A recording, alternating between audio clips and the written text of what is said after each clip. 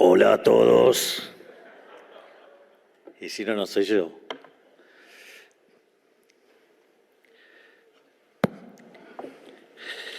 Bueno, hoy tenía un plan de presentación, pero como en Argentina pasan cosas, tuve que modificar un poco la presentación y quiero arrancar la presentación con una frase de la expresidente de la Nación, Cristina Fernández de Kirchner, que dice: Argentina es ese extraño lugar en donde hasta lo obvio debe ser explicado. Así es que, dada las aberraciones e inconsistencia que tiene su carta de hoy y todo el daño que le ha causado a la Argentina, bueno, voy a tener que estar explicando cosas obvias. Así es que, para Cris, saludos Cris, esto va para vos.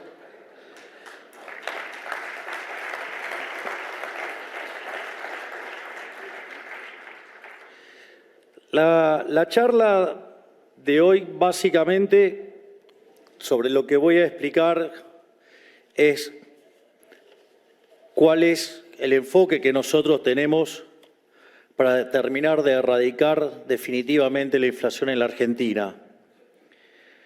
Y eso implica una descripción de condiciones iniciales, un diagnóstico y un diseño de política monetaria. Por lo tanto, lo ideal es, como decía Friedman, primero los datos. Y en ese sentido, antes de que se creara esa nefasta institución llamada Banco Central de la República Argentina en el año 1935, los 50 años previos, Argentina tenía una inflación del 0,9% anual. Después, en uno de los grandes saqueos de la historia argentina, en una de las estafas más colosales que se han hecho, en 1935 se crea el Banco Central, un Banco Central mixto, y en la primera década de vida del Banco Central, es decir, entre 1935 y 1945, la tasa de inflación saltó al 6%, una tasa que probablemente hoy en Argentina se podría hasta llegar a festejar, pero para lo que eran los estándares de la época era una inflación muy, muy alta. Pero como eso no nos alcanzaba, con esto de tener un Banco Central mixto, en el año 1946 el Banco Central se nacionalizó y a partir de ahí hasta 1991 la inflación promedio de la Argentina fue 240%. En ese intervalo tuvimos 2 hiperinflaciones aún sin tener una guerra y le quitamos 13,0 a la moneda y el repudio generalizado de la moneda llevó a lo que fue el programa de estabilización más exitoso de la historia argentina, que fue la convertibilidad. Si bien entre el año 1991 y 2001 la inflación promedio fue del 9%, es cierto que ese nivel de inflación se concentró entre los años 1991 y 1992, y a partir de 1993 hasta el 2001 Argentina estuvo entre los países con menos inflación del mundo. Después, cuando el Estado se quedó sin financiamiento y cayó en default, en lugar de tratar de poner las cuentas en orden, decidieron estafarnos nuevamente. De hecho, si ustedes se fijan en los billetes que teníamos en aquella época, decía convertibles de curso legal, y hoy ya no lo son, no tiene esa consigna, es decir, Por lo tanto, no tienen el respaldo que aquellos billetes tenían, es decir, la casta política nos volvió a estafar, pero nos dijeron que esa vez o esta vez va a ser diferente y no fue diferente en nada. Yo voy a redondear los números, aviso porque después van a empezar con que el número, que la coma, no sé qué cosa. Entonces, aviso ya desde antes que los voy a redondear. Si tomo la inflación promedio del primer periodo del régimen kirchnerista, digamos, con Néstor Kirchner a la cabeza, la inflación promedio fue del 10%. En el segundo periodo del régimen kirchnerista, es decir, en la primera presidencia de Cristina Fernández de Kirchner, la inflación la hizo saltar al 20% en promedio. En el tercer periodo del régimen kirchnerista, o sea, la segunda presidencia de Cristina Fernández de Kirchner, la inflación promedio trepó al 30%. Quizás en el documento que publicó se olvidó de decir que quizás una de sus formas de combatir la inflación era mentirla. Es decir, a nosotros no nos parece que la fórmula es romper el termómetro. Es decir, la fórmula es medir las cosas. O cuando se espantan tantos por los pobres, de donde la pobreza, tanto llegar a la pobreza como salir a la pobreza no es algo que se genere de manera instantánea. Demanda tiempo, demanda crecimiento económico genuino. Si no es que aparece de un día para el otro porque sí, o desaparece de un día para el otro porque sí. Y entre otras cosas, como les molestaba el índice de pobreza, consideraron que era una medida estigmatizante y decidieron no publicarlo más. Es decir, así, claro, así es fácil. Digamos, dibujando números debe ser muchísimo más fácil conseguir logros y mostrar mejor la performance de un gobierno. Bueno, no es la forma que nosotros hemos decidido tomar. Nosotros hemos decidido decir la verdad, porque nosotros preferimos decir una verdad incómoda antes que una mentira confortable. Así es que, digamos, por lo menos, señora, si quiere hacer críticas, empiece haciendo una autocrítica que le está costando bastante caro al país, que es por haber mentido los números o los desastres que hicieron, por ejemplo, con el caso de YPF, que también nos va a costar carísimo a todos los argentinos. Pero no solo eso, después, durante el periodo de Macri, la inflación promedio terminó trepando a niveles promedio del 40%, con lo cual no es un tema de que apareció ahora la inflación. ¿Sí? Es más, el señor Alberto Fernández, el autócrata golpeador, ¿sí? Básicamente se fue con una inflación del 210%, pero eso tampoco refleja la dinámica que había dejado, porque, digamos, conforme iba avanzando su gobierno, la inflación iba avanzando.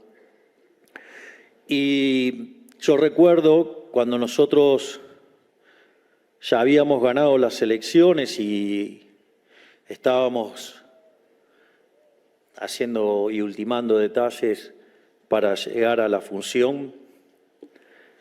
Durante la primera semana de diciembre los precios crecían a un ritmo diario del 1%, eso puesto en términos anuales. Lo bueno es que a ustedes no les tengo que explicar cómo funciona una función de tipo geométrica. Es decir, ustedes saben computar exponenciales. Y eso anualizado da 3.700%.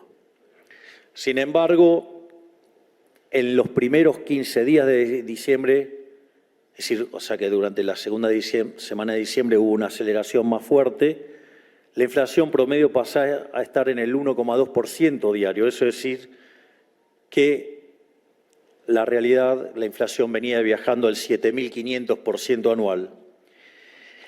Y cuando ustedes computaban los distintos desequilibrios que tenía la economía argentina en el plano monetario, o sea, porque recordemos que estábamos frente a lo que iba a ser la peor crisis de la historia económica argentina, porque combinaba un sobrante monetario que era el doble de lo que teníamos en la previa al Rodrigazo, un experimento, digamos, que implicó la sextuplicación de la tasa de inflación. No solo eso, además teníamos un Banco Central absolutamente quebrado, estaba en una situación aún peor, digamos, que la que tenía Alfonsín a inicios del año 89, que terminó con una hiper del 5.000% en mayoristas. Además, teníamos indicadores sociales peores que los que había en el 2001. Por lo tanto, estaba todo dado para un desastre. Además, teníamos el equivalente de 4 bases monetarias adentro del Banco Central, pero en pasivos remunerados que generaban creación de dinero endógeno. Teníamos 90.000 millones de dólares venciendo en pesos, o sea, digamos, en pesos equivalente a 90.000 millones de dólares, teníamos vencimientos de deuda externa por 25.000 millones de dólares, donde la gran parte era con el Fondo Monetario Internacional, pero el programa estaba caído porque el gobierno anterior no había cumplido nada. Por lo tanto, la inflación, digamos, no la generamos nosotros. La generaron estos 20 y pico de años de populismo salvaje. Y la realidad es que nosotros describimos la herencia, pero no nos quejamos de la herencia, porque también vamos a ser sinceros, en condiciones normales de presión y temperatura no gana un liberal libertario la presidencia. Por lo tanto, digamos, o sea, tenemos claro que las condiciones bajo las cuales íbamos a llegar iba a ser sobre algo al borde del colapso total. En ese sentido, para nosotros resultaba fundamental, aparte mi job description tiene 2 cosas y es muy claro, que es, por un lado, la demanda por terminar con la inseguridad, donde hoy a la mañana estuvo esa maravillosa ministra que tengo, que es la doctora Bullrich, que está dando batalla y que, por ejemplo, ha logrado el primer mes sin homicidio en Rosario. Y la verdad que está haciendo un trabajo verdaderamente excepcional.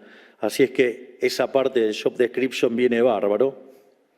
Y la otra parte del job description dice que tenemos que erradicar la inflación.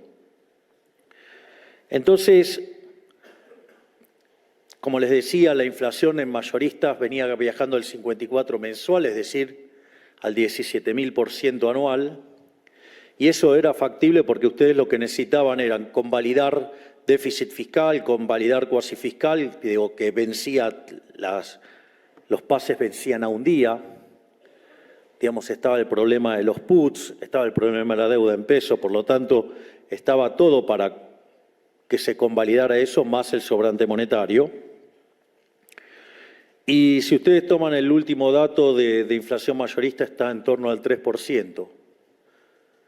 Y si ustedes a ese 3%, que anualizado es algo así como poco más del 20%, si ustedes le quitaran lo que llamamos o denominamos inflación inducida, que tiene que ver con el crawling peg del 2% y la inflación internacional, eso da cerca de 2,5% y queda una inflación que anualizada es el del 6%, con lo cual esta parte del job description también la estamos cumpliendo, pese a que pataleen y que algunos, digamos, que le pifiaron tanto, se resistan a reconocerlo. Entonces, más allá de esto, el punto es cómo llegamos acá. Y ahora, digamos, voy a hacer una pequeña introducción de teoría monetaria que espero que Cris toma nota. Saca el cuaderno y el lápiz y anota. Que lo que tenés al lado no te van a ayudar nada porque son los que generaron este desastre. Básicamente, para uno tener un diagnóstico tiene que tener un buen marco teórico, tiene que entender de qué está hablando, porque si uno no entiende de lo que habla, eso de estar apostando al error tipo 2 no es algo que funcione recurrentemente. El error tipo 1 es hacer todo bien y que salga mal, el error tipo 2 es hacer todo mal y que salga bien. Y está claro que, digo, la teoría le ganó por escándalo a la casta, digamos, en materia de que la inflación es un fenómeno monetario. Ahora, para entender la naturaleza de lo que es la inflación es la pérdida del poder adquisitivo del dinero. Es decir, que es una definición claramente distinta que es a la suba generalizada de los precios. Porque si para ustedes la inflación es la pérdida del poder adquisitivo del dinero, significa que hay un problema de exceso de oferta de dinero y el problema está en el Banco Central. Si ustedes creen que en la suba generalizada de precios van a echarle la culpa a los formadores de precios, es decir, entonces van a hacer controles de precios. Una herramienta que hace 4.000 años que tenemos evidencia que no funciona. Entonces, entonces tenemos que entender la naturaleza del dinero, porque claramente, les pido perdón de tener que explicar esto, pero claramente hay que explicar hasta lo obvio. Si lo sabrá el coloso que está acá, que es Federico Sturzenegger. Y lo que tuviste que lidiar con la casta. Miren, yo creí que antes de creer que había que eliminar el Banco Central, creía que podía haber un Banco Central, y en especial cuando, sin duda, uno de los economistas más talentosos del mundo estaba al cargo del Banco Central, con un grupo verdaderamente excepcional. Después de lo que vi que le hicieron, perdí todas las esperanzas, digamos, y decidí que lo mejor que puede pasar es no haber Banco Central. Pero eso también lo voy a explicar ahora. En ese sentido, lo que uno tendría que explicar es de dónde viene la existencia del dinero. Entonces, ¿cómo es la economía cuando no tiene dinero? Bueno, es la economía de trueque, es decir, se intercambian bienes por bienes. Ahora, si ustedes tienen una economía de trueque, básicamente tienen dos problemas. Uno es el problema de la doble coincidencia. Es decir, ustedes tienen que encontrar a alguien que quiera el bien que ustedes tienen para vender, pero al mismo tiempo esa persona tiene que querer el bien que ustedes tienen. Lo cual, evidentemente, eso plantea un problema enorme que hace que se pierdan un montón de transacciones. Con lo cual hay un problema enorme. Y el otro problema es el de la indivisibilidad, porque puede ser que yo quiera comer pan y el panadero de la esquina quiera una charla de economía. Pero el problema es decir, ¿cuánto kilo de pan? Digo, obviamente que las que, digamos, previo a ser presidente, digamos, eran unos cuantos kilos que no podía comérmelos. Entonces, eso plantea un problema de indivisibilidad. Es decir, porque, digamos, quizás por lo que daría por un kilo de pan de la conferencia no les sirve nada. Ahora, el tema es que el ser humano frente a esa situación no se puso a llorar. Es decir, y tampoco llamó, quiero a papá Estado, tampoco llamó al Estado. ¿Qué hizo? Le encontró la vuelta, lo resolvió, le buscó la vuelta y lo arregló de alguna manera. Y una de las cosas que descubrieron los seres humanos, que había bienes que se intercambiaban más que otros. Entonces, empezaron a comprar esos bienes que se intercambiaban mucho más y los usaban como mecanismo de intercambio indirecto. Entonces, de repente, compraban ese bien y con ese bien después compraban el que quería. Es decir, y ahí es donde aparece el dinero. Es decir, el bien de intercambio indirecto. Es un bien que se utiliza para hacer transacciones. Eso es el dinero. Entonces, ante esta situación, aparecieron a lo largo de la historia distintos tipos de bienes de intercambio directo y que oficiaron como dinero. El primero de todos fue el ganado. ¿Y por qué fue el ganado? Porque el hombre era nómade y entonces viajaba con su propia comida, o sea, con el ganado. Entonces era algo que intercambiaban regularmente y entonces lo utilizaban como bien de intercambio indirecto y entonces el dinero era el ganado. Ahora después el hombre, digamos, se convirtió en sedentario. Y cuando se convirtió en sedentario, una de las cosas que comía con mayor profundidad, por decirlo de alguna manera, era el pan. Entonces, notaron que se hacían muchas transacciones en trigo. Entonces, después el trigo se convirtió en moneda. Así, digamos, tenemos distintos tipos de monedas. Tenemos, por ejemplo, el lino, el café, el tabaco. Es más, hay una frase muy divertida de Milton Friedman que habla sobre la hiperinflación en Alemania y dicen que se utilizaba como dinero los clavos o se usaba también el whisky. El coñac. Entonces dijo que fue la definición de dinero más líquida que había encontrado en su vida. Es más, si ustedes se fijan en las películas de muchos años de cárceles, ¿cuál era el dinero? Los cigarrillos. Y ustedes, ¿qué pedían los presos? Pedían cigarrillos. ¿Pero qué? ¿De repente empezaban a fumar? No, los usaban para intercambiar dentro de la cárcel. Ahora, ¿cuál es el problema con este tipo de bien? Que no sirve como reserva de valor. Es decir, lo que pasaba con este tipo de bienes es que se les degradaba. Entonces, es como tener, Cris, anotá que te paso otra lección. Es como tener una tasa de interés negativa, es como el helado. Ustedes tienen un helado, conforme va pasando el tiempo vale menos. Eso es una tasa de interés negativa. Y de hecho, lo que hay que entender, no le puede decir el precio del dinero, señora, porque la tasa de interés existe independientemente de que exista el dinero. Existe la tasa de interés porque existe el tiempo. La tasa de interés tiene que ver con el mecanismo de pasar el consumo a lo largo del tiempo. O sea, el ahorro, ¿qué es? El consumo futuro. Es una forma de pasar consumo a lo largo del tiempo. ¿Sí? Entonces los que se endeudan son los que adelantan el consumo y los que prestan son los que difieren el consumo. Y eso es independiente aún de que exista el Banco Central. Eso, la tasa de interés tiene que ver con el precio relativo de los bienes presentes respecto a los bienes futuros. No tiene nada que ver con la cuestión monetaria. Existe porque existe el tiempo. Si no, no habría tasa de interés. Sería un engendro que no tiene explicación. Como el que hizo Keynes en la teoría general. Error que arrastramos durante mucho tiempo. Pero, entonces, para tratar de preservar el valor, entonces se pasó a las monedas metálicas. Y así apareció el oro, la plata y el bronce. El oro se usaba para las transacciones grandes, la plata se usaba para transacciones más chicas. Probablemente la moneda más conocida de plata fue el thaler, que es el dólar hoy, ¿no? Y en ese sentido también había otro problema, que era el problema de la portabilidad.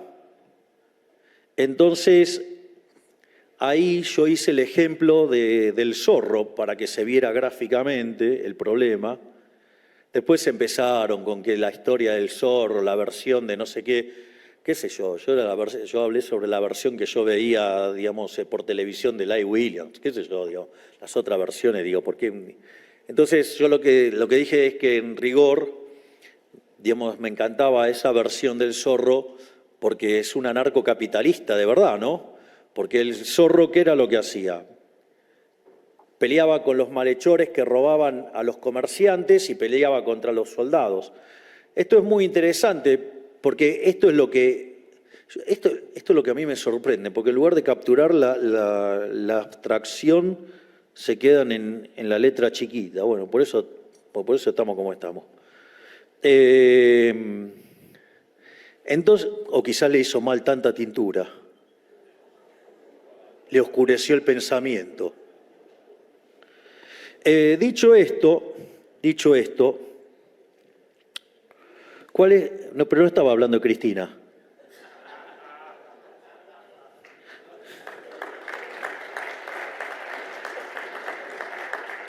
Dicho esto, ¿qué era lo que pasaba? Si ustedes iban a comercializar, ¿con qué iban a ir? Ya sea o con bienes o con oro. Entonces es como que ustedes llevaban un cartel en la frente que decía, tengo oro, venía a robarme, venía a robarme. ¿Y qué hacían los delincuentes? Iban a tratar de interceptar esas carretas, porque era penal sin arquero, ahí había oro. Y en ese sentido, ¿qué es lo interesante? Que el zorro luchaba contra esos delincuentes. ¿Por qué? Porque si no llegaban a la ciudad con los bienes, entonces tenían una pérdida de capital, se comían el efecto de las monedas de oro en ese momento, se le iban a comer con mayor nivel de precios, expresado en oro, y en ese sentido lo que iba a pasar es que nadie iba a volver a traerles bienes y entonces es como si hubieran cerrado la economía, con lo cual hubieran tenido una pérdida enorme de bienestar. Entonces el zorro además era un benefactor social porque como protegía, digamos, digamos, los caminos para que los ladrones no robaran a los comerciantes, entonces además era partidario del libre comercio, digamos, bien liberal, pero encima se peleaba contra monasterio y demás, con lo cual se peleaba contra la autoridad, se peleaba, digamos, contra el tema de los pagos de impuestos, por lo tanto, o sea, digo, el zorro era anarcocapitalista, no tengan dudas. Digo, también podría ser anarcocapitalista estar al frente del Estado y ser como el topo de Estado que viene a romperlo. ¿O acaso qué creen que es haber bajado el gasto público 30%? Solo después de la guerra, y no hay experiencias tan grandes. Dicho esto, entonces apareció ¿qué? El dinero papel. Entonces ustedes dejaban el metálico, lo dejaban en un lugar y le daban a cambio un certificado. Entonces ustedes después iban y pagaban con ese certificado. Obviamente que no faltó el que se hizo el piola y emitió certificado sin que estuviera el oro, la plata atrás. Bueno, obviamente terminó con un par de revueltas, pero el Estado que hizo dijo, no, bueno, ahora lo voy a hacer yo. Y ahí es donde nos arruinaron la moneda. Entonces, y ahí es donde empiezan los problemas de la sociedad y los bancos centrales son un invento relativamente nuevo, pero acá lo importante, de vuelta, ahora le pasamos, subraya acá, señora, el dinero es un bien de intercambio indirecto. Digo, que el devenir de la historia lo haya convertido en un papel que es falsificado por los bancos centrales del mundo, ese es otro problema. Esa es la gran estafa de la historia de la humanidad que se llama Banco Central. Pero el dinero es un bien de intercambio indirecto. ¿Y por qué es tan importante enfatizar que es un bien de intercambio indirecto? Porque si es un bien de intercambio indirecto, quiere decir que es una demanda derivada.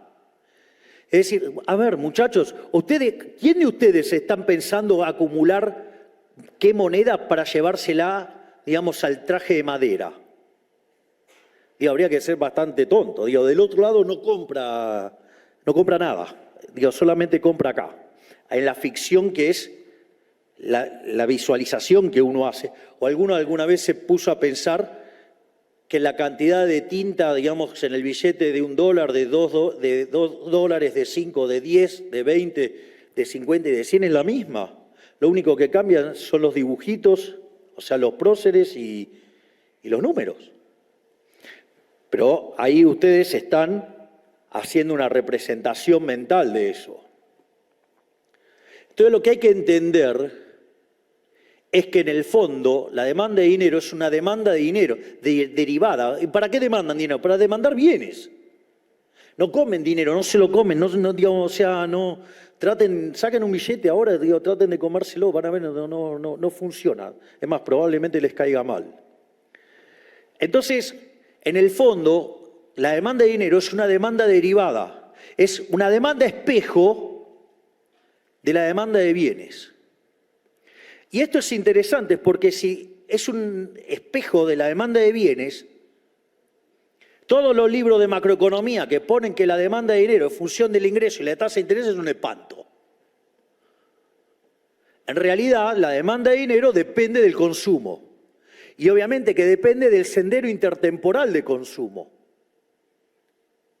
Y si quiero sacar, digamos, en el fondo de qué está dependiendo, ¿por qué no necesito poner el ingreso? Porque si yo estoy construyendo un sistema de equilibrio general, mi ingreso sale de la venta de ocio en el mercado de trabajo y sale de la participación que tengo en los beneficios de las empresas. Por lo tanto, no tengo que poner el ingreso. Eso es una aberración, eso es una burrada que hizo Keynes para poder inventar el efecto de ajuste de cantidades y, sobre todas las cosas, inventar el multiplicador keynesiano, que es violar la restricción de presupuesto. Claro, al violar la restricción de presupuesto, claro, digamos, si usted lo financia con emisión monetaria, genera inflación, señora. Sí genera inflación. Si usted el déficit fiscal lo financia con emisión monetaria, genera inflación. Y en otros países que tienen déficit lo financian con endeudamiento remunerado, o sea, no el del Banco Central.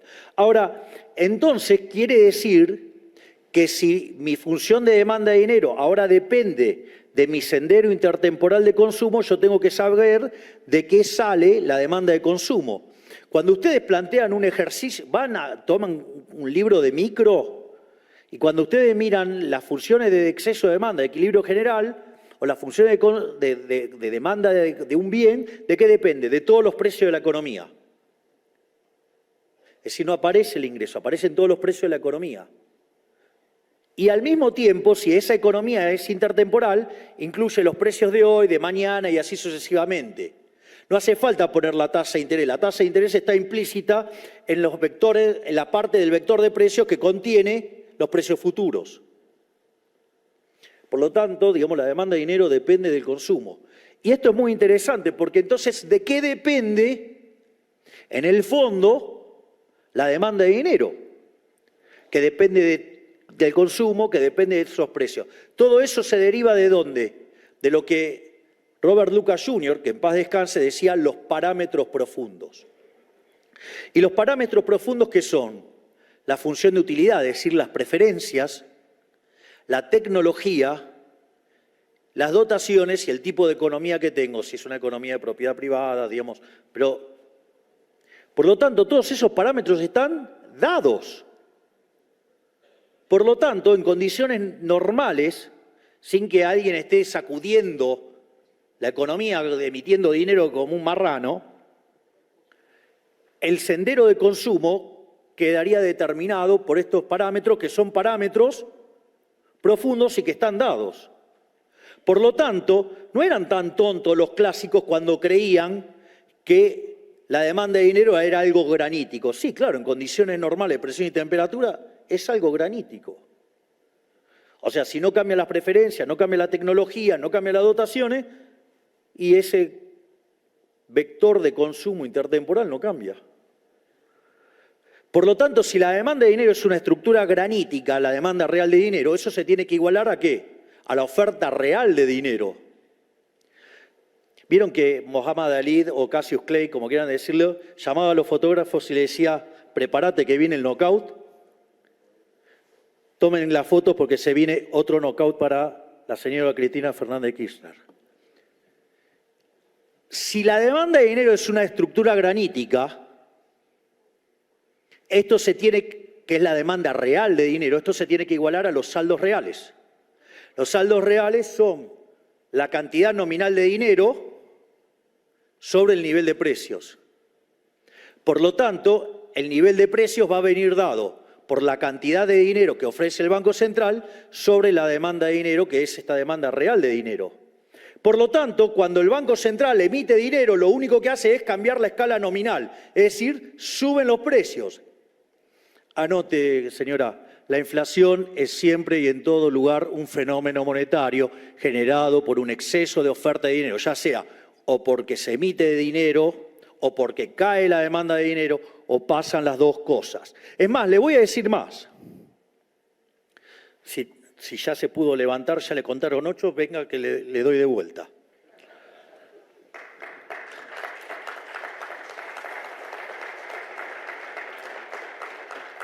En este contexto, cuando ustedes tienen esta situación se genera una pérdida del poder adquisitivo del dinero. Esto quiere decir que todos los precios expresados en unidades monetarias suben y el dólar es un precio más de la economía. Lo que sucede, anote otra más, hay algo que se llama efecto Hume-Cantillon, que tiene que ver cuáles son los precios que suben primero y cuáles son los que vienen atrás. Entonces, por ejemplo, si ustedes tuvieran una situación de una caída de la demanda de dinero, esa situación, digamos, ok, no demandan dinero doméstico, ¿qué van a demandar? Bueno, en principio van y demandan dólares, o sea, hacen un cambio de portafolio. Entonces salta el precio del dólar. ¿Por qué? Porque es un activo financiero, ese ajusta rápido. Ahora, una vez que pasó eso, sube el precio de los transables. Después de eso sube el precio de los mayoristas. Después de los minoristas, y por último, el salario. Por eso, digamos, cuando ustedes tienen un evento de estas características, destruye a los trabajadores. O sea, genera un problema tremendo. Tiene que ver con un caso de caída de la demanda de dinero. Es decir, no es que el dólar hace que los precios suban, no, es un indicador temprano en un escenario de estas características. Y además no siempre puede ser así, porque en realidad lo que puede haber pasado es que ustedes aumentan la oferta de dinero, entonces alimentan la demanda de bienes, entonces sube el precio de los, digamos, vendría a ser los precios minoristas, como eso presiona sobre los mayoristas, después presiona sobre los salarios y como después no les dan los números, si no es competitivo, salta el tipo de cambio. Se dan cuenta que todo depende de dónde se generó el exceso de oferta. Señora, es una burrada decir que el tipo de cambio es el que determina el resto de los precios, pero después igual se lo voy a explicar más. Por lo tanto, nosotros, trabajando con equilibrio general en serio, no como esos econochantas que dicen que hacen equilibrio general y no pueden resolver un lagrangiano. Entonces, digo, y menos casos intertemporales,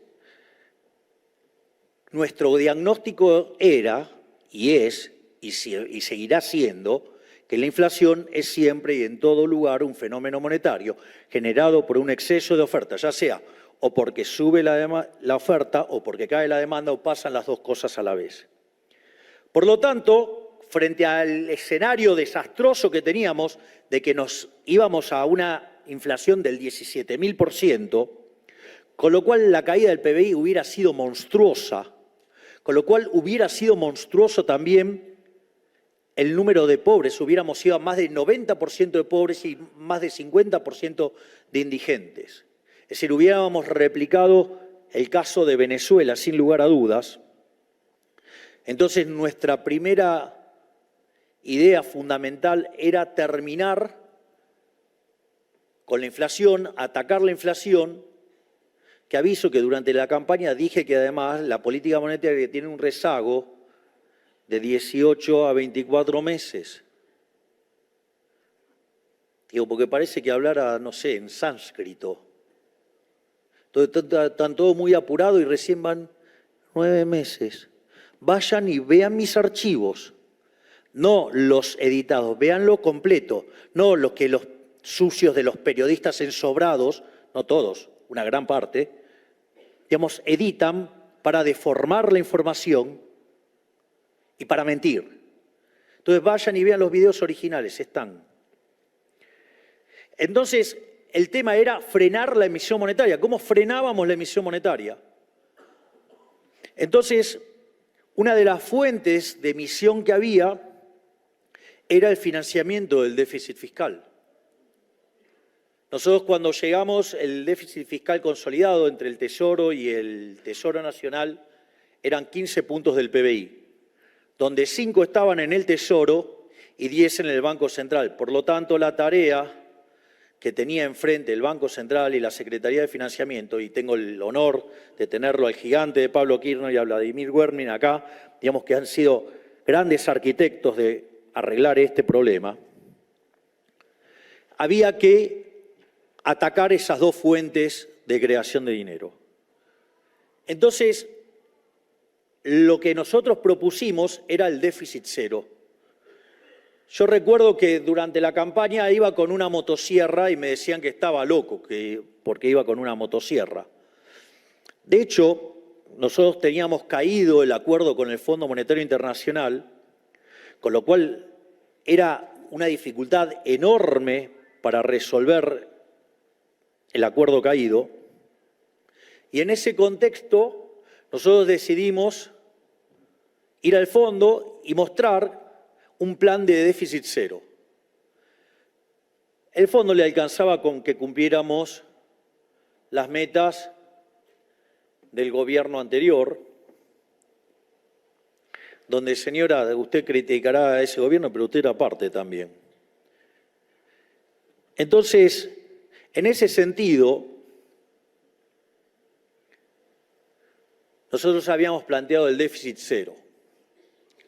Obviamente que, así como durante la campaña decían que era imposible, que éramos unos delirantes y no sé cuántas cosas más, el fondo con que cumpliéramos el programa que estaba caído por el desastre del gobierno anterior, con eso le alcanzaba. Nosotros planteamos el déficit cero, parecía algo muy ambicioso porque implicaba un ajuste de 5 puntos del PBI en el Tesoro. Y pese a que en los últimos 123 años de historia, durante 113 tuvimos déficit fiscal, solamente en 10 que no lo tuvimos estábamos en default. Fue la primera vez de estos últimos 123 años que alcanzamos el déficit cero, pero no lo hicimos, no fue en un año, lo logramos en el primer mes de gestión. Vaya que sí, eso es una gestión.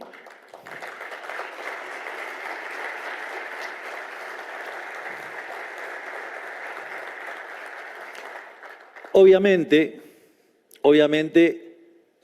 todos los que decían que era imposible hacer esto, los que fracasaron recurrentemente a la larga de la historia y que deberían llamarse a silencio porque son parte del daño y la destrucción que le causaron a los argentinos, deberían tener un poquito más de humildad, o al menos de autocrítica. Entonces, ¿qué es lo que pasó? Nosotros terminamos haciendo un ajuste del gasto público de más del 30%. Entonces empezaron a decir que era porque no pagábamos, porque dibujábamos los números, cualquier cosa dijeron. La misma cosa que dice la señora acá. Está lejos y tarde con esos comentarios. Ya esos comentarios se hacían en enero, en febrero, en marzo. Digamos, hoy ya nadie levanta esos argumentos, digamos, que menosprecian la tarea que hemos hecho. Y claramente hoy se entiende con claridad que esto es una regla de política monetaria que vino para quedarse y que próximamente voy a ir al Congreso a presentar el presupuesto basado en la ley, digamos, de déficit cero. Y eso implicó que dejábamos de emitir para financiar al fisco. Ahora, el cuasi fiscal, digamos, se generaba endógenamente, que tenía que ver con la retribución de los pasivos remunerados del Banco Central y que generaba 10 puntos de déficit fiscal, cuasi fiscal. Y en ese sentido, teníamos que terminar con la emisión endógena. Y conforme a ir mostrando el resultado fiscal positivo e ir acumulando excedentes financieros, este gigante que está acá, el señor Pablo Quirno, pudo empezar a recomponer la curva en pesos. Y al poder recomponer la curva en pesos, permitió sacar la deuda que estaba en el Banco Central y pasarla al Tesoro. Porque en el fondo siempre fue deuda del Tesoro. ¿No? Porque ¿qué era lo que, por ejemplo, hacía el kirchnerismo? Emitía dinero con tipo de cambio fijo, perdía reservas. Señora, usted tomó el país con 52.000 millones de dólares de reservas y lo destruyó. ¿Con cuántas le entregó Federico? Netas, menos 5.000. Una maravilla, señora, ¿eh? Pero al margen de eso, el problema del dólar futuro, que eran como 25.000 millones de dólares. Y en ese contexto, claro, cuando ustedes emiten con tipo de cambio fijo, una de las cosas que pasa, pierden reservas. ¿Y qué era lo que hacían? Le colocaban bonos al Banco Central. Le han colocado al bono al Banco Central más de 100.000 millones de dólares. Una verdadera estafa. Y así sacaban los dólares. Entonces, que de hecho, una de las cosas que hizo recientemente el Banco Central fue reconocer esa pérdida de capital que generó el gobierno anterior por la friolera, por ejemplo, de 45.000 millones de dólares. No solo eso, sino que cuando empezamos a hacer esto, nadie creía que podíamos arreglar el problema del cuasi fiscal. Es más, señora, usted en un momento se queja de que la tasa de interés real es negativa. Le cuento que si le hubiéramos hecho caso a los econochantas que proponían poner la tasa de interés real en términos positivos, digamos, en lugar de tener 4 bases remuneradas respecto a la existente, hoy tendríamos 8, 9, 10. El carry trade, hoy sería una discusión el carry trade y estaríamos claramente al borde de una hiperinflación. Pero nosotros hicimos otra cosa. Yo le digo que a los brutos que tiene al lado los mande a estudiar, porque ¿sabe lo que hicimos nosotros? Arbitramos la tasa en dólares con la de pesos, corregida por riesgo, obviamente. Y eso hizo que dado... después la devaluación. La devaluación, señora, ya estaba. Es decir, que usted esconda los datos abajo de la alfombra no significa que la devaluación estaba. La relación entre el dólar paralelo y el oficial era cerca de 3-1. De hecho, cuando nosotros asumimos, el paralelo estaba en torno a los 1.300. Hoy estaba en 1.240. Ay, cómo la sufren los mandriles. No importa, hay un negocio floreciendo que se llama la producción de vaselina para economistas pifiadores seriales. Entonces, y eso que nadie decía cómo arreglar, o que era imposible, o que proponían expropiaciones, nosotros, y estos dos gigantes que están acá, Pablo y Vladimir, han hecho que el cuasi fiscal lo hicieron 0. Lo que parecía imposible, nosotros lo hicimos en 7 meses. O sea, en un mes logramos el milagro del déficit 0 y en 7 meses logramos el milagro de terminar con el cuasi fiscal. Vaya que hay gestión, señores.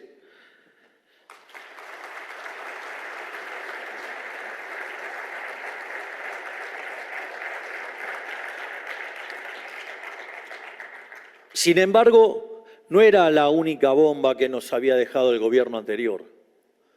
También nos había dejado el problema, la bomba de los puts, algo que el gobierno anterior hacía déficit fiscal y el Fondo Monetario Internacional decidió hacer la vista gorda. Y como los bancos no querían financiar al Tesoro, preferían hacerlo con el Banco Central, aparecieron los puts. Pero claro, contablemente los puts solamente va por el contingente, no por la contingencia.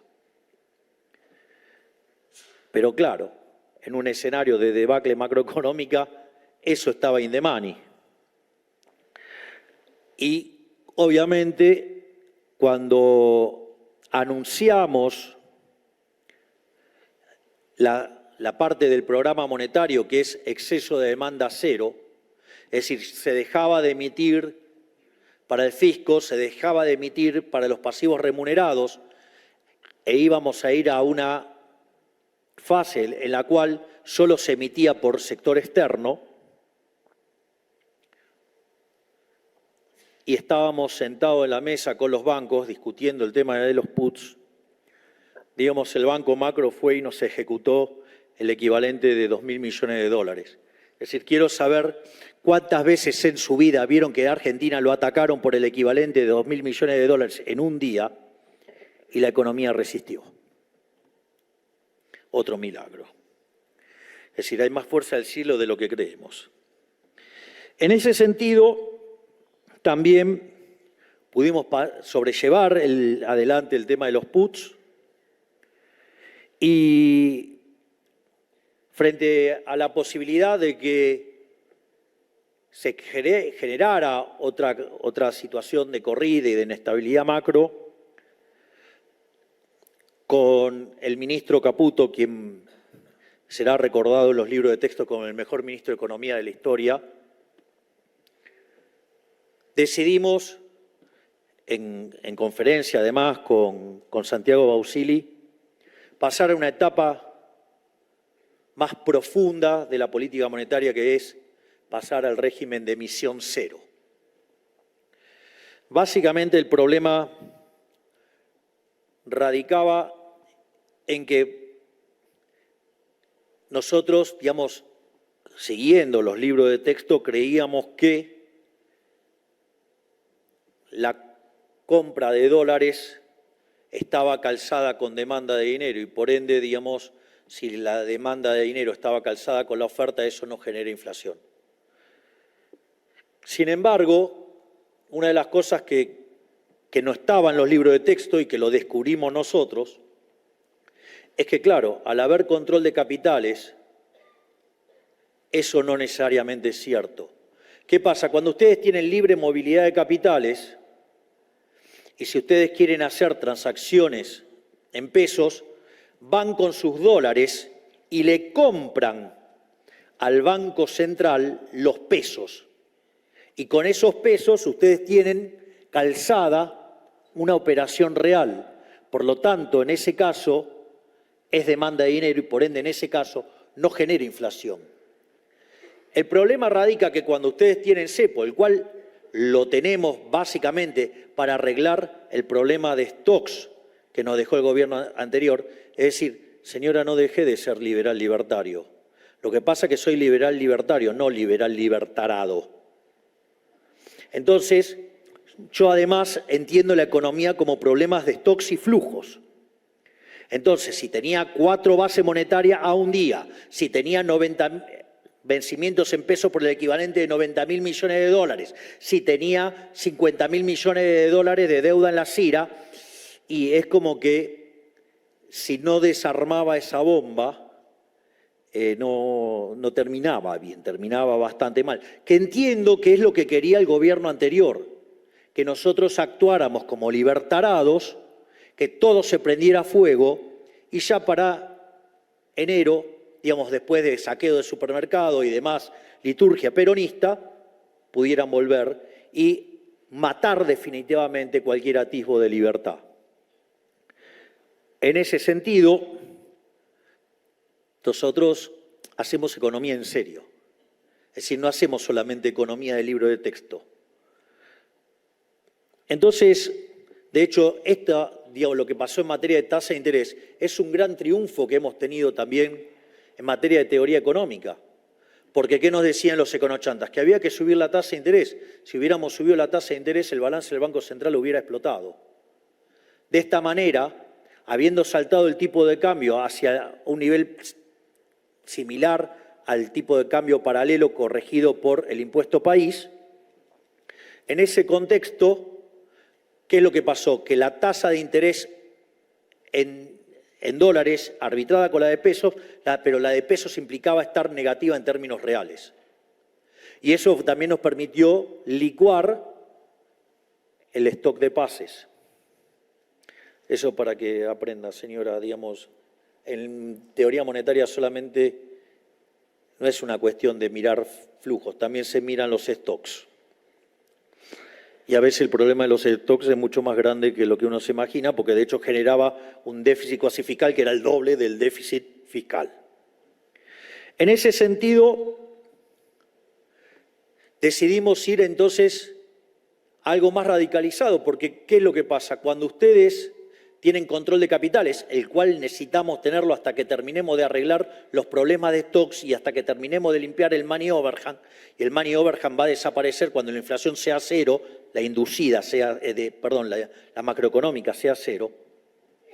Ustedes tienen la observada y la inducida, la macroeconómica es la que está en el medio, o sea que es ese residuo, que hoy, digamos, en mayorista es 0,5, en consumidor es 1,5 y que, digamos, va camino a desaparecer.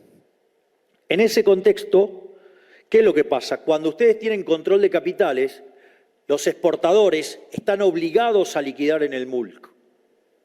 ¿Y cuál es el problema con eso? Que ese exportador no está comprando pesos necesariamente. Lo que sí tenemos claro es que está vendiendo dólares. Y fíjense que cuando está el cepo y el control de capitales, querer comprar pesos no es lo mismo que tener que vender dólares. Esa diferencia es fundamental. Porque entonces esos dólares no estaban ingresando porque querían pesos. Esos dólares están ingresando porque hay una regulación que lo impone. Entonces eso generaba una expansión de la cantidad de dinero más allá de la demanda y por eso persiste la inflación. Por eso persiste la inflación. No porque hay mecanismos indexatorios, porque hay inercia inflacionaria. No, es porque, digamos, pasó esto de que se emitía más que lo que se demandaba. Entonces, para corregir esto, pasamos a una fase más profunda del programa, que es emisión cero. Y no es intervención, porque el nivel de intervención neto cae. Porque si a mí me liquidan $3, por decirlo de alguna manera, y emito por $3, mi nivel de intervención es $3.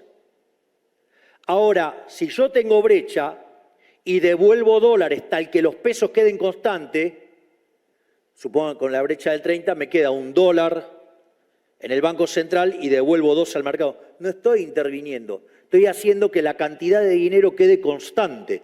¿O qué otra forma se les ocurre? ¿Qué quieren? ¿Que los esterilice y vuelva a pagar tasa de interés? ¿Otra vez? ¿Otra vez sopa? Entonces, si ustedes se fijan, la intervención pasó de 3 a 1.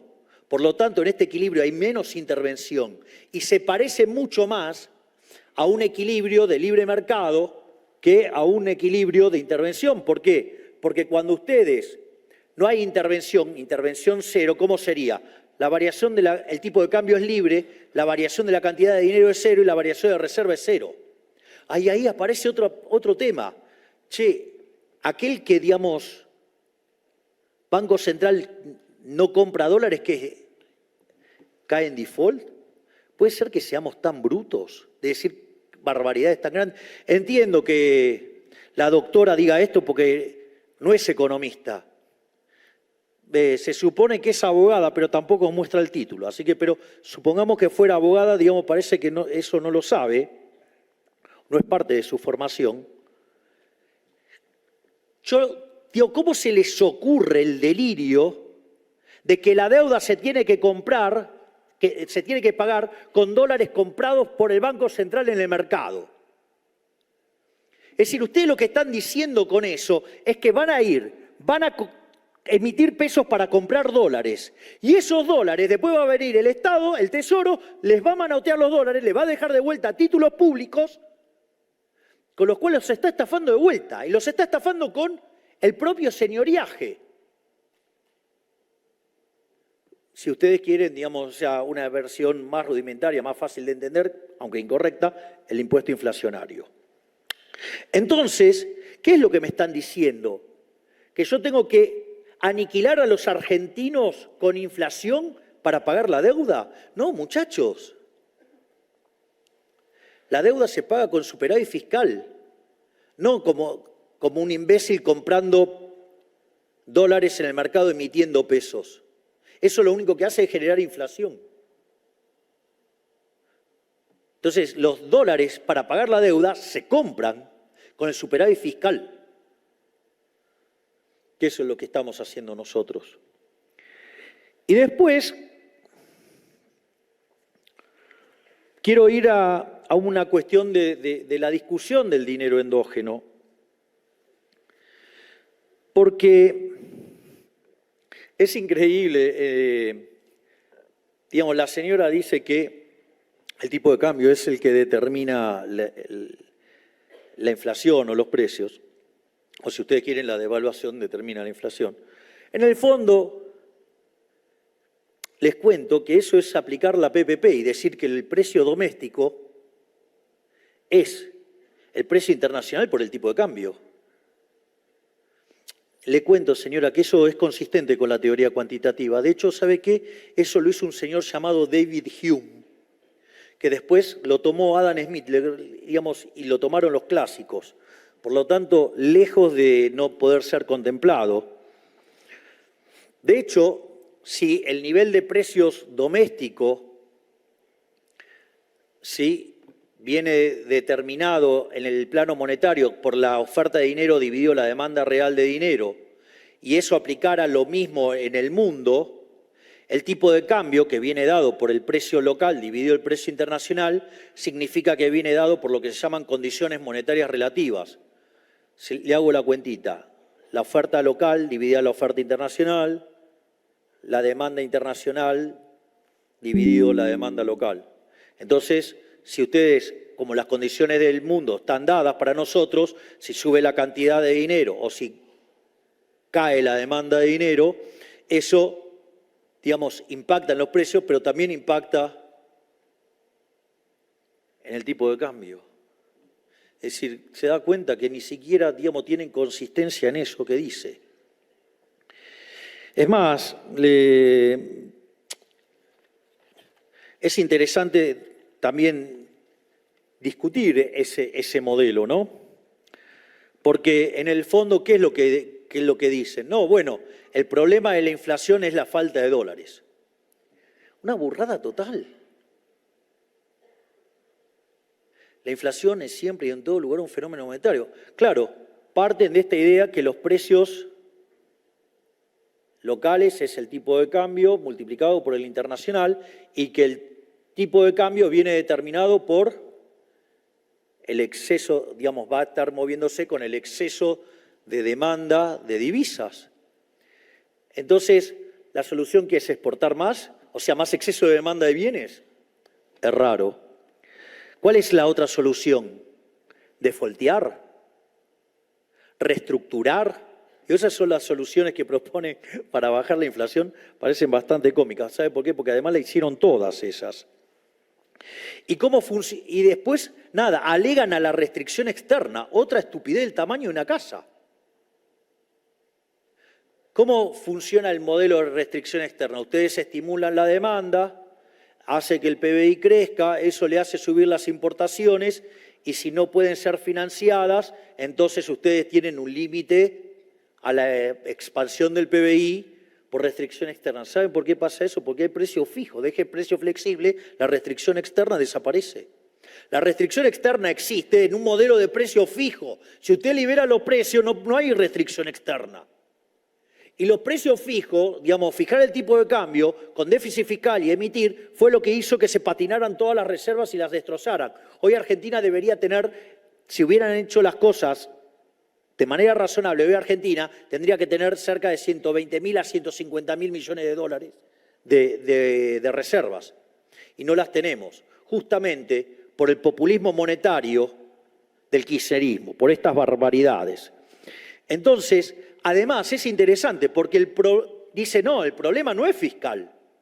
Porque hay una hipótesis que dice que el problema es fiscal porque yo tengo déficit fiscal, lo financio con emisión monetaria y eso es lo que genera inflación. Dice, no tiene nada que ver con el déficit fiscal. Es gracioso porque dice que entonces, pero el problema es el exceso de demanda de divisa que me genera la deuda. Digo, ¿y la deuda de dónde salió? Que es un repollo. La deuda es hija del déficit fiscal. Señora, se llama restricción de presupuesto. Trate de ver qué le pasa cuando gasta más de que lo ingresa. Se endeuda. Y eso paga intereses. Pero eso partió porque usted se endeudó. ¿Y quién se endeudó? Por 450.000 millones de dólares. Los gobiernos anteriores. Le voy a contar algo. Es más, nosotros bajamos la deuda. Con lo cual, nosotros estamos haciendo nuestro trabajo. Por lo tanto, es decir, además hay una contradicción en sus términos.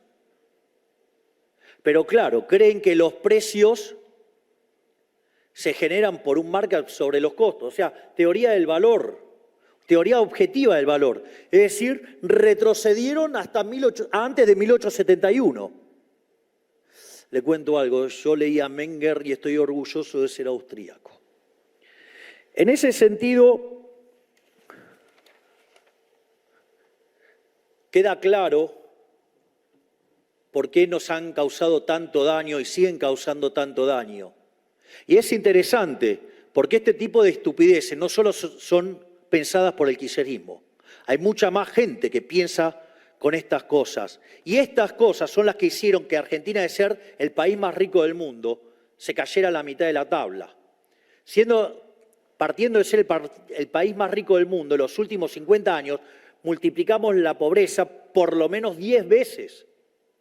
Es decir, en el país que se produce alimentos para 500 millones de seres humanos y el fisco se lleva el 70%, o sea, el alimento de 350 millones de seres humanos, hay 5 millones de argentinos que no le alcanza para comer. Ese es el desastre que lo generaron. Lo generaron toda la casta política, no nosotros que vinimos a arreglar todos estos despioles. Y le paso un dato más, porque dicen, no, la caída del PBI, la caída del PBI. Es muy interesante. Si ustedes toman la caída del PBI en el primer trimestre, que es cuando nosotros hacemos todo el grueso del ajuste, de hecho lo sobrereaccionamos el ajuste, el PBI en el primer trimestre cayó 5%. Yo les recuerdo que estando el peronismo en el poder, en el año 2002, con un acuerdo con un señor que se llamaba Alfonsín, se llevaron puesto a De la Rúa, y en ese contexto, es muy interesante porque hicieron un ajuste mucho menor y el PBI en el segundo trimestre del año, cuando hicieron el ajuste, cayó 16%. Por lo tanto, 5% es algo bastante notable frente a que nosotros hicimos un ajuste muchísimo más grande. Pero les cuento algo, porque en el último trimestre del año anterior, ya el PBI había caído 2,5% y cuando ustedes miran el desestacionalizado del primer trimestre cayó 2,6%. Con lo cual, digamos, no fue algo así tan alarmante.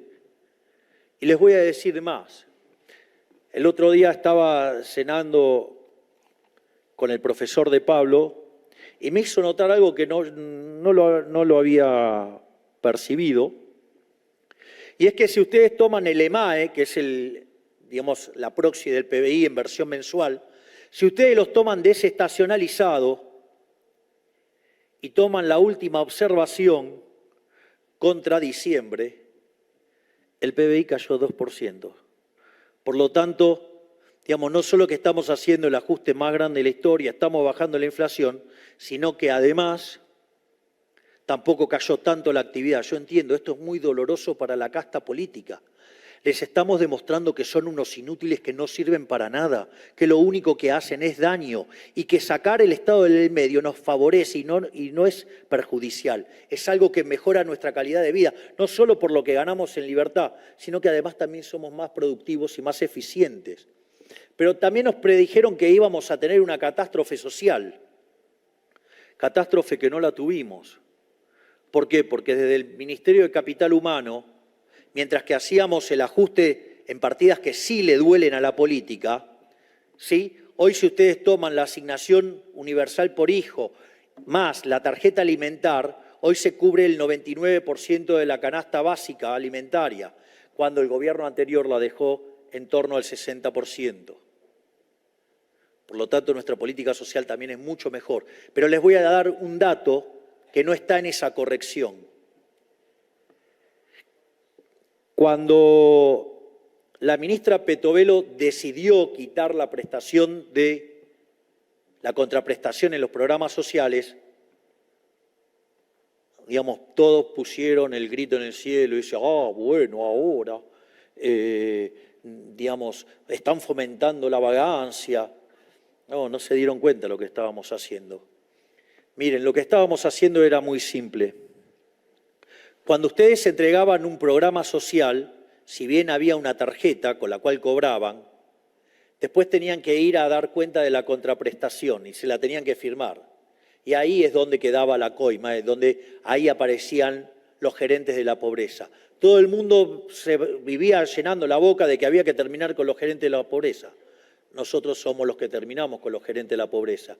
Y eso se logró en una batalla desde el primer día que dieron la ministra Bullrich por el lado de el control de la calle, la ministra Petovelo cortando este curro, porque miren qué interesante, porque ahora, si ustedes cortaban, no cobraban y no estaban obligados a ir a las marchas, porque no tenían que ir a dar la contraprestación, que en el fondo la contraprestación es que fueran a las marchas a hacer lío.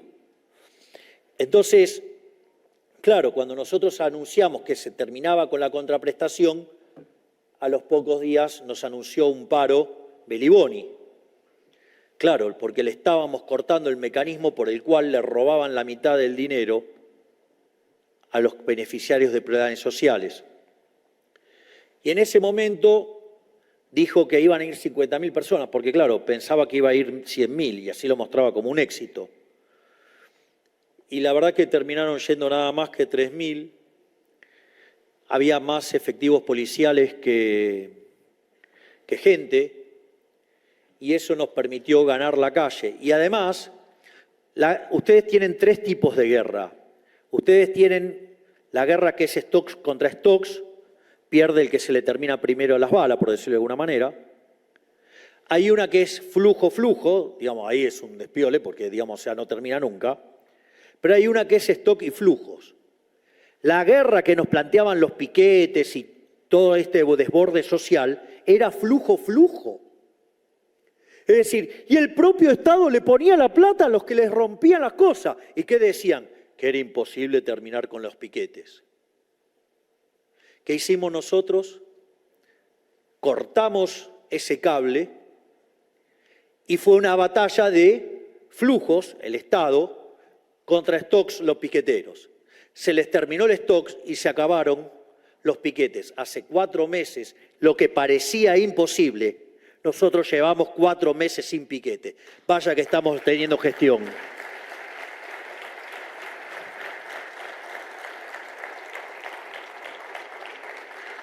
Por último, llegando ya a cómo va a ser la política monetaria de cara al futuro y cómo va a ser la salida del cepo,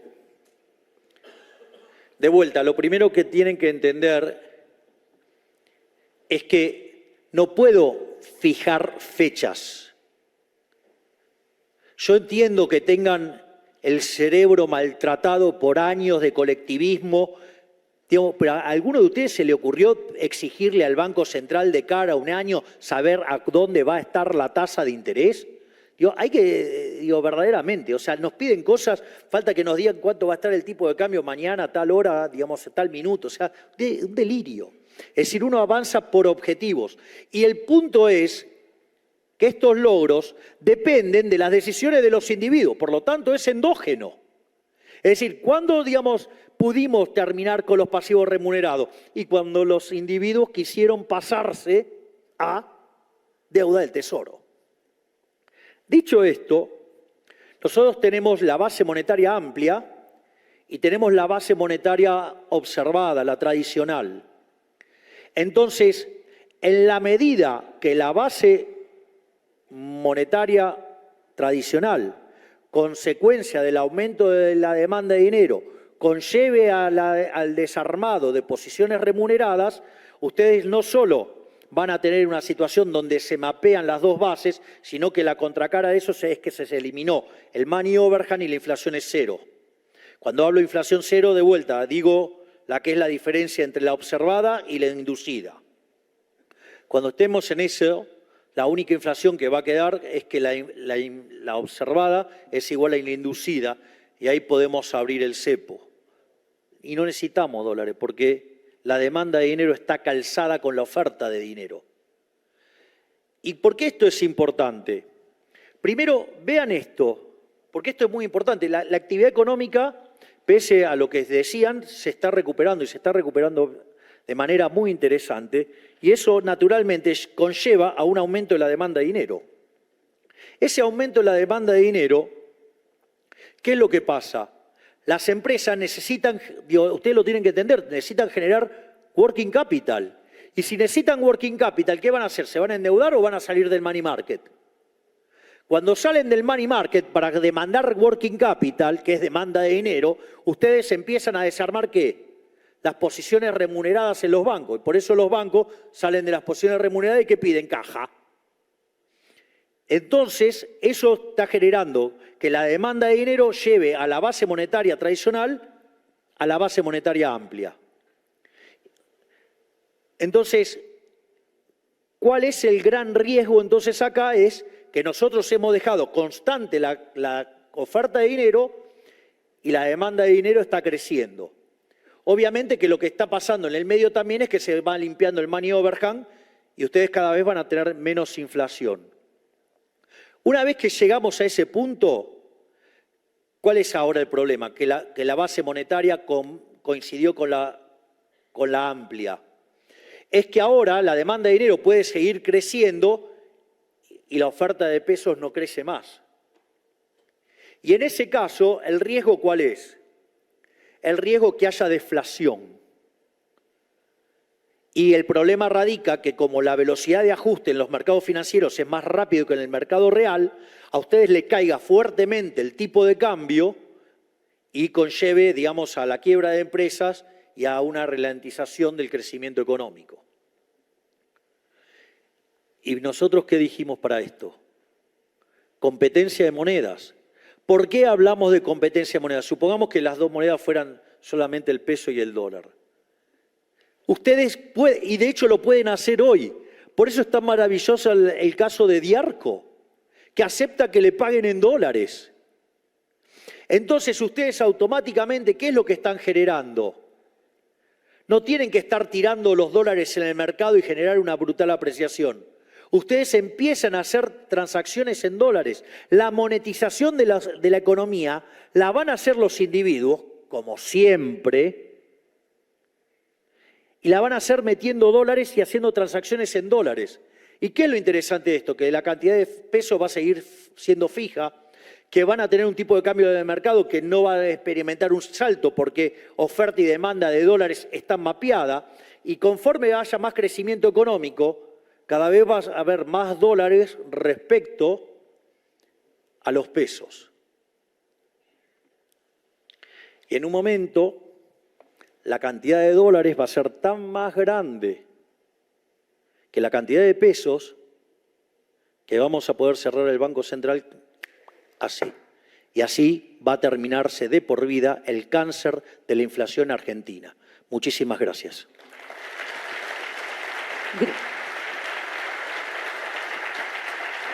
Despedimos al presidente y ahora sí damos por finalizado el evento de IAEF. Les agradezco a todos